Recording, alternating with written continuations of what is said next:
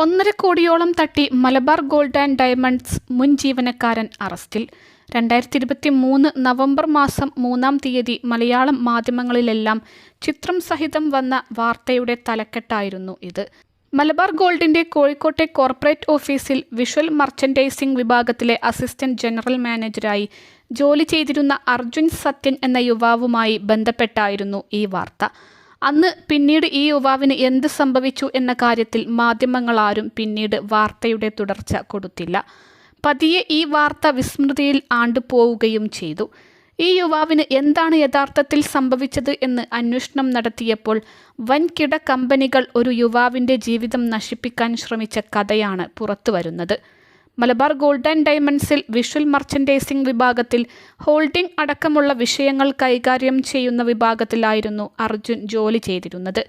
ഇതിൽ തൻ്റെ ജോലിയുടെ ഭാഗമായി പരസ്യ കരാർ കമ്പനികളുമായി ബന്ധപ്പെട്ട് കമ്മീഷൻ കൈപ്പറ്റിയെന്ന ആരോപണത്തിലാണ് അർജുനെതിരെ സ്ഥാപനം ആദ്യം നടപടിയെടുക്കുന്നത്.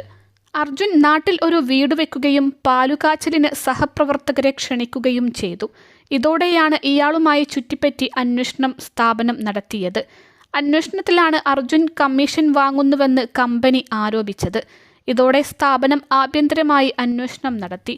ആദ്യഘട്ടത്തിൽ അർജുനെ ഭീഷണിപ്പെടുത്തി വരുതിയിൽ നിർത്തി സ്വത്തുക്കളെല്ലാം കൈപ്പറ്റാനാണ് കമ്പനി ശ്രമം നടത്തിയത്. പിന്നീടാണ് പോലീസിൽ പരാതി നൽകിയത്.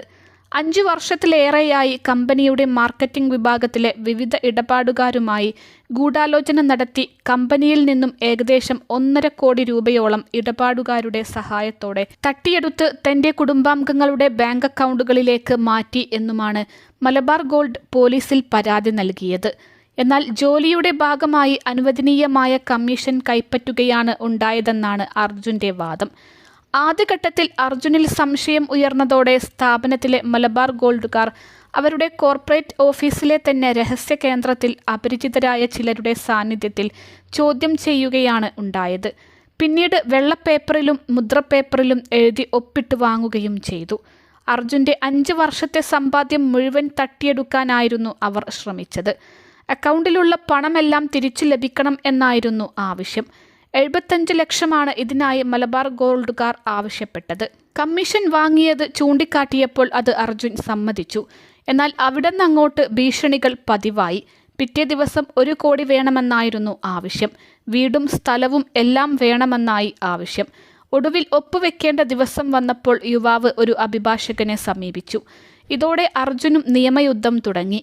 കേസ് ഹൈക്കോടതിയിൽ എത്തിയപ്പോൾ അർജുൻ്റെ അറസ്റ്റ് തടയുകയാണ് ഉണ്ടായത്. പോലീസിൽ കീഴടങ്ങാൻ നിർദ്ദേശിച്ചതോടെ സ്റ്റേഷനിലെത്തി സ്റ്റേറ്റ്മെൻ്റ് എടുത്ത് വിടുകയും ചെയ്തു. എന്നാൽ അവിടെ നിന്നുമാണ് അർജുനെ വീണ്ടും മലബാർ ഗോൾഡ് വേട്ടയാടിയത്. കോഴിക്കോട്ടെ പോലീസ് സ്റ്റേഷനിൽ നിന്നും പുറത്തിറങ്ങിയ അദ്ദേഹത്തെ ഒരു സംഘം ആളുകൾ വളയുകയും പിടിച്ചു കൊണ്ടുപോവുകയുമായിരുന്നു. സ്റ്റേഷനിൽ പോയ അർജുനെ കാണാതിരുന്നതിനെ തുടർന്ന് അന്വേഷിച്ചപ്പോഴാണ് ഒരു സംഘം പിടികൂടിയത് അറിഞ്ഞത്. മലബാർ ഗോൾഡ് ബംഗളൂരു പോലീസിൽ പരാതി നൽകിയാണ് കുടുക്കിയത്. ബംഗളൂരു പോലീസ് സംഘമായിരുന്നു യുവാവിനെ പിടികൂടിയത്. എന്നാൽ യുവാവിനെ 3 ദിവസമായി കസ്റ്റഡിയിൽ ചോദ്യം ചെയ്തതോടെ ബംഗളൂരു പോലീസിന് കള്ളക്കേസാണെന്ന് ബോധ്യമായി. ഇതോടെ അവരും കേസ് കൈയൊഴിഞ്ഞു. ഇപ്പോൾ കോടതിയിൽ നിയമപ്രശ്നമായി ഈ വിഷയം.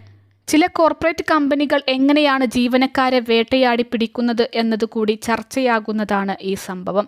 വൻകിട സ്ഥാപനങ്ങൾ നൽകുന്ന വിവരങ്ങൾ അതേപടി പുറത്തുവിടുക മാത്രമാണ് മറ്റു മാധ്യമങ്ങളും ചെയ്യാറ്. അതുകൊണ്ട് തന്നെ പല വിഷയങ്ങളിലും വസ്തുത പുറത്തുവരാത്ത അവസ്ഥയാണുള്ളത്. മണപ്പുറം ഫിനാൻസിൽ നിന്നും യുവതി 20 കോടി തട്ടിയ കഥ പുറത്തുവരുമ്പോഴാണ് അർജുൻ്റെ കഥയും ശ്രദ്ധിക്കപ്പെടുന്നത്. അൽസലാമ ഐ ഹോസ്പിറ്റൽ 21 ലക്ഷത്തോളം സന്തുഷ്ടരായ ഉപഭോക്താക്കളും 2 ലക്ഷത്തോളം തിമിര ശസ്ത്രക്രിയകളും പൂർത്തിയാക്കിയ മലബാറിലെ ഏക കണ്ണാശുപത്രി. ലോകോത്തര നിലവാരമുള്ള ചികിത്സാ സംവിധാനങ്ങൾ, എല്ലാ നേത്രരോഗ ചികിത്സാ സൗകര്യങ്ങളും വിദഗ്ധരായ ഡോക്ടർമാരുടെ മേൽനോട്ടത്തിൽ. Al Salama eye hospital, hospital road, Perinthalmanna.